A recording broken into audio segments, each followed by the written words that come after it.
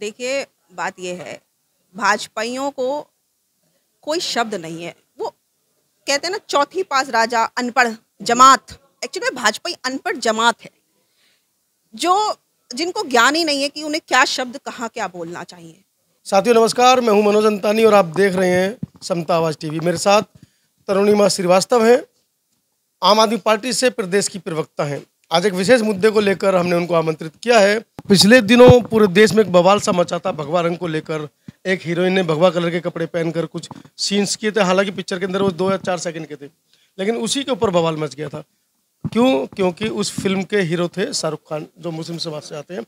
उसी को लेकर बहस छिड़ी थी और अब फिर उन्होंने एक फिल्म बनाई है जवान, और उन्होंने उसमें लाखों ईवीएम मशीनें चुरा ली, लेकिन अभी तक एक भक्त का कोई बयान नहीं आया है, पार्टी की तरफ से कोई बयान नहीं आया है कि ईवीएम के ऊपर हमला कर दिया है, जिसको लेकर वो लगातार हमलावर हो रहे हैं। पूरी देश से आवाज़ें उठ रही है कि ईवीएम हटाओ। वो कह रहे हैं कि चुनाव ईवीएम से होंगे, लेकिन इतना बड़ा फिल्म का सीन है, वो उसके बावजूद शांत क्यों है? देखिए, बात यह है कि 2014 में जब मोदी जी आए थे तो उनका बहुत नाम था।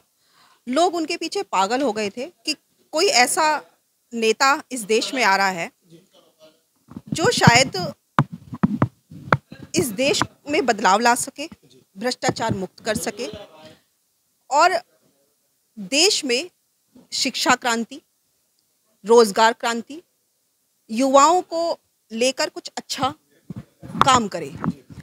लेकिन उसके उलट हुआ। देश में युवाओं को बेरोजगार कर दिया गया, शिक्षा व्यवस्था खराब कर दी गई, कंपनी के नाम पर विदेश से एक कंपनी नहीं आई और जितनी भी कंपनियां हिंदुस्तान में थी दूसरी, वो सब खत्म हो गई और सिर्फ एक ही कंपनी चालू रही, अडानी की, जो मोदी जी के सच्चे दोस्त, परम मित्र, हाँ परम मित्र कह सकते हैं, परम मित्र हैं। उनके ऊपर इतना लुटाए जा रहे हैं मोदी जी कि देश के युवाओं को रोजगार नहीं मिल रहा, महिलाएं सुरक्षित नहीं हैं, यहाँ पर उन पर कोई काम नहीं हो रहा, सिर्फ और सिर्फ इस देश को बांटने का काम हो रहा है। मैडम, लोग कह रहे हैं युग पुरुष हैं, पूरे विश्व में डंका बज रहा है मोदी जी के नाम पर। देखिए, युग पुरुष सिर्फ उनके वो 2-4 चेले उनके अंधभक्त बोल रहे हैं। अब जो लोगों की आंखों पे जो पट्टी बंधी हुई थी मोदी मैं की, वो खत्म हो चुकी है। मैडम, हिंदू राष्ट्र घोषित करने वाले हैं वो। देखिए, ये सब सगुफा है जी। इस देश में सभी जातियां, सभी धर्म के लोग रहते हैं। इस देश में हिंदू, मुस्लिम, सिख, ईसाई सब भाईचारा के साथ रहते हैं। यहाँ पर इस तरीके की बातें करना ये दर्शाता है कि उनके पास कोई भी इस देश में मुद्दा नहीं है। वो इस देश की भलाई नहीं चाहते, इस देश के युवाओं की भलाई नहीं चाहते, यहाँ की महिलाओं की भलाई नहीं चाहते और सिर्फ वो इस देश पे राज करना चाहते हैं। मैडम, रात में 12 बजे महिलाएं घूमती हैं देश के अंदर, आपको पता नहीं है? आप किस देश की बात कर रही हैं? बिल्कुल, मोदी जी कह रहे हैं हमारे देश में रात को 12 बजे महिलाएं घूमती हैं सोने चांदी की ज्वेलरी पहनकर। ऐसी अमित शाह जी ने ये बात कही थी कि सोने चांदी पहनकर घूमती हैं।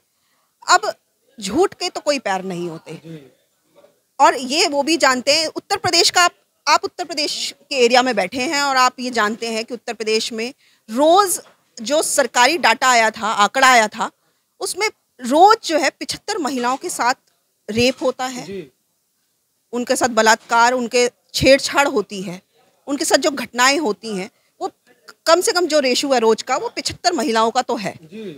अब सोचिए कि रोज 75 महिलाओं के साथ ये अत्याचार होता है और उसमें मोदी सरकार, योगी सरकार ये कहती है कि 0 टॉलरेंस पे हम उत्तर प्रदेश चला रहे हैं। देखिए, जो शिक्षित, जो समझदार व्यक्ति होगा, वो जवान मूवी देखकर समझ जाएगा कि इस देश में जो नेताओं ने, यहाँ की जो सरकारों ने हमारी जो शिक्षा प्रणाली है, स्वास्थ्य प्रणाली है, रोजगार प्रणाली है, इसको जो खत्म करने का काम किया था। और उससे उलट जब आम आदमी पार्टी आज से 10-12 साल पहले आई तो लोगों ने सोचा नहीं था कि ये पार्टी कुछ बदलाव करके दिखाएगी। लेकिन हम जनता के के जो उनकी सोच है उस पर खरे उतरे।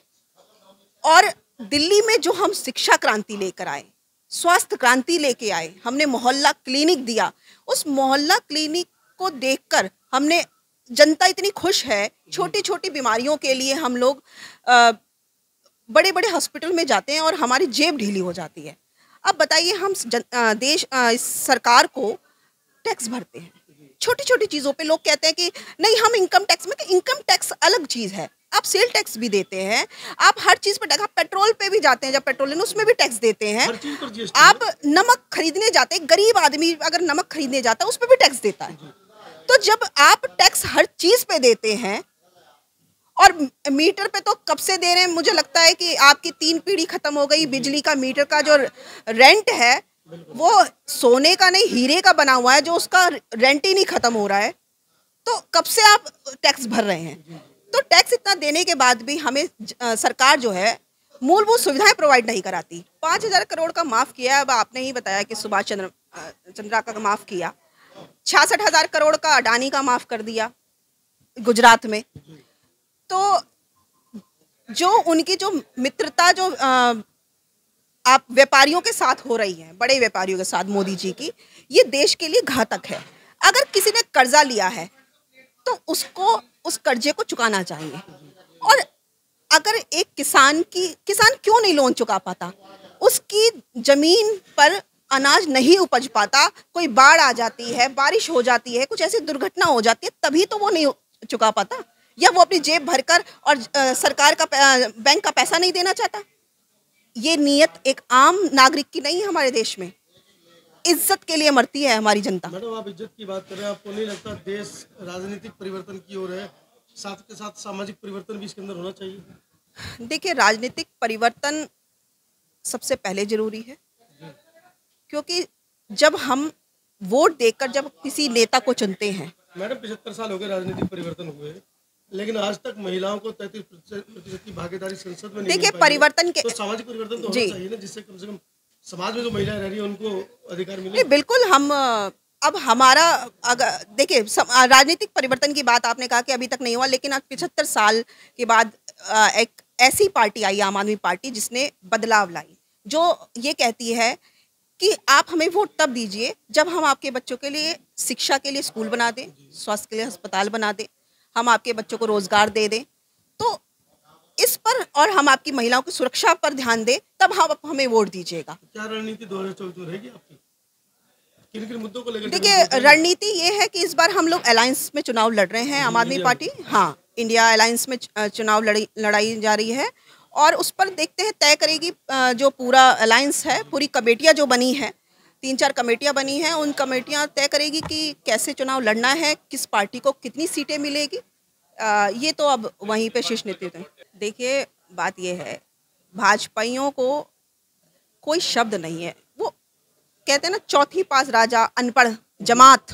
एक्चुअली में भाजपाई अनपढ़ जमात है, जो जिनको ज्ञान ही नहीं है कि उन्हें क्या शब्द कहाँ क्या बोलना चाहिए। आप हिंदुस्तान में रहने वाले नागरिक को पाकिस्तानी कह देते हैं, ये बहुत शर्मनाक है। इसका मतलब आपको ज्ञान ही नहीं है कि आपको क्या बोलना चाहिए। वैसे आप बड़े नेता बनते फिरते हैं, आप जनता के सुख सुविधाओं के लिए काम करने के लिए आप वोट मांगने जाते हैं, और जब आप कुछ बन जाते हैं, विधायक सांसद बन जाते हैं, सत्ता में आ जाते हैं, तो आपको घमंड से आप उसी जनता को गालियां देते हैं। ये गलत बात है।